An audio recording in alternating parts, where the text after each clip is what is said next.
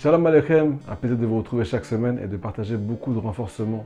N'hésitez pas à commenter, à partager les cours les amis, vous n'avez pas idée de la mitzvah que vous faites. Cette semaine on parle des miracles.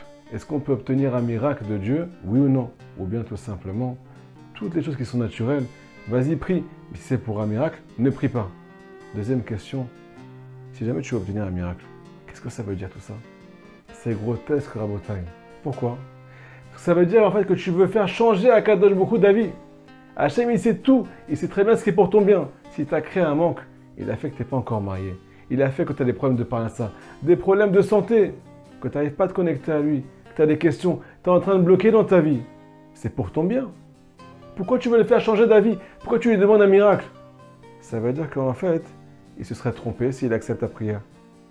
Et ça veut dire qu'il revient sur sa volonté. Alors, avant tout les amis, ce cours est dédié au mariage, à la choupa bekarov mamash, pour Yael Simcha Bat Martin Chava Maïsa. Que Akadosh Baruch Hu lui accorde le meilleur khatan, celui qui va la rendre la plus heureuse du monde. Les amis, je vous la fais court.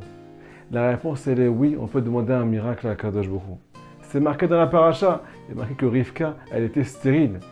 Mais Yitzhak et Rivka, ils ont prié de tout leur cœur et ils ont eu des enfants. Il est marqué dans le Zohar Akadosh que Yitzhak a fait un trou dans le ciel avec sa prière à Botaï. Vaillé à terre Yitzhak. Il n'est pas marqué qu'il a crié, il est marqué qu'il a creusé le ciel. Qu'est-ce que ça veut dire tout ça? Il est marqué dans la Torah qu'il a fait un trou en bas avec sa prière. Et Akadosh Baruch Hu, au-dessus du trône céleste, il a fait un trou en haut pour recevoir sa prière, pour changer la nature des choses. Miracle, elle a eu des enfants. La question qui se pose, qu'on a posée au tout début du cours, comment faire à Hachem changer d'avis? Chazé Shalom, tout ce qui se passe c'est pour notre bien, c'est la base du judaïsme. Si tu ne crois pas en cette chose-là, tu ne peux pas atteindre la Torah selon le Ramban. Tu n'as aucune part dans la Torah, tu ne peux pas vivre avec Dieu. Tout ce qui t'arrive, c'est la rasa. Tu ne vis pas quand tu as une épreuve. Quand tout va bien, tu es le meilleur, tu es la meilleure. Mais quand tu as un petit souci, il n'y a plus personne. Alors comment faire une chose pareille à Botaï? Elle est où la Emouna ici? À côté de la réponse du char, un des commentaires sur la Torah. À la base, Rivka s'appelait Rivka Bat Betuel. Rivka, la fille du mécréant Betuel. Sur elle, il y avait un décret qu'elle ne pouvait pas tomber enceinte et c'était bon pour elle. Sauf que quoi? Elle a tellement prié, elle s'est tellement donnée, elle s'est tellement connectée à Akadosh Baruch Hu, avec son mari en priant de toutes ses forces, qu'elle ne s'appelle plus Rivka Bat Betuel. Maintenant, elle s'appelle Rivka tout court. Elle a changé d'identité. Grâce à quoi? Grâce à sa prière. Elle a tellement prié qu'elle s'est transformée en Botaï. Et sur elle maintenant, alors c'est bon qu'elle tombe enceinte. Ça, c'est pour le bien.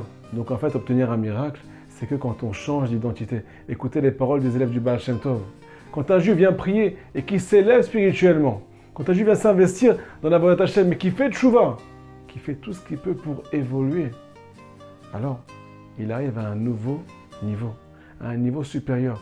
Et sur lui, tout ce qui était prévu avant n'existe plus. Tu n'arrives pas à te marier, élève-toi, tu vas te marier. Comprends c'est quoi le Shlom Bayit? Apprends comment on construit un couple. Tu n'arrives pas à changer, tu as tellement d'épreuves dans ta vie. Tu sais pourquoi? Parce que tu n'arrives pas à changer ta façon de penser. Tu es toujours le même. C'est pour ça que tes épreuves elles restent toujours les mêmes. Mais si jamais tu vas commencer à avoir un changement intérieur, ou bien un changement de niveau spirituel, alors tout va s'améliorer dans ta vie. Maintenant, je vous transmets les paroles de Rabbi Nachman dans l'Ikotei Moharan, leçon numéro 21. Celui qui sent qu'il est poursuivi dans sa vie, celui qui sent qu'il a des gros problèmes, toujours les mêmes épreuves, qui ne le lâche pas, il y a une solution. Change d'apparence. Qu'est-ce que ça veut dire tout ça? Là-bas, il ramène une parabole. Quelqu'un qui est poursuivi par un ennemi, si jamais il vient maintenant se déguiser, on ne pourra plus le retrouver parce qu'il est méconnaissable. Il est marqué dans le Zohar Kadosh que même si Chaz Veshalom, il y a des anges maléfiques qui viennent poursuivre une personne pour lui faire du mal. S'il change d'apparence, alors on ne pourra plus l'attendre. Maintenant les amis, comment on change concrètement d'apparence? Psychique, physique, spirituel, tout ce que tu peux imaginer. Comment on fait un vrai changement dans notre vie? À Botaï, il y a une seule solution. Et je vous encourage à rejoindre le chat WhatsApp qu'on a ouvert. On apprend à faire Hitbo et des doutes ensemble. Nous dira Rabbi Nachman de Breslev, tu veux avoir des vrais miracles? Eh bien, il faut changer. Comment tu viens changer? Quand tu prends du recul sur ta vie. Quand tu t'arrêtes et que tu t'habitues à parler à Dieu.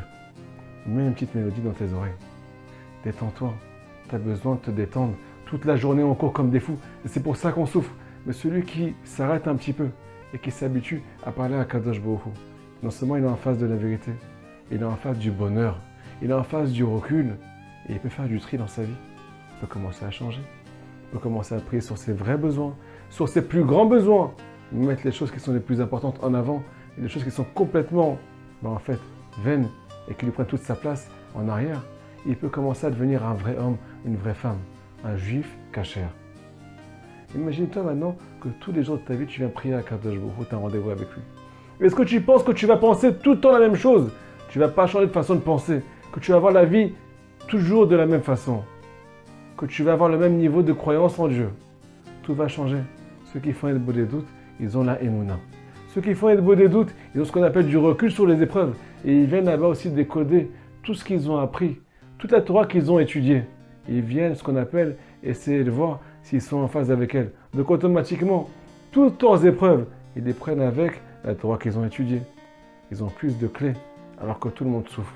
Parce que tout le monde va d'après ses pensées qui traînent depuis des années, va d'après ses sentiments et les tentations qui les accompagnent depuis des années. C'est pour ça qu'ils souffrent, parce qu'ils ne changent pas. Mais un juif qui vient prier tous les jours, c'est plus le même homme, c'est plus la même femme. C'est lui et elle qui méritent tous les miracles du monde. Je vous encourage, les amis, à faire passer ce cours, s'il vous plaît. Chazak Baruch.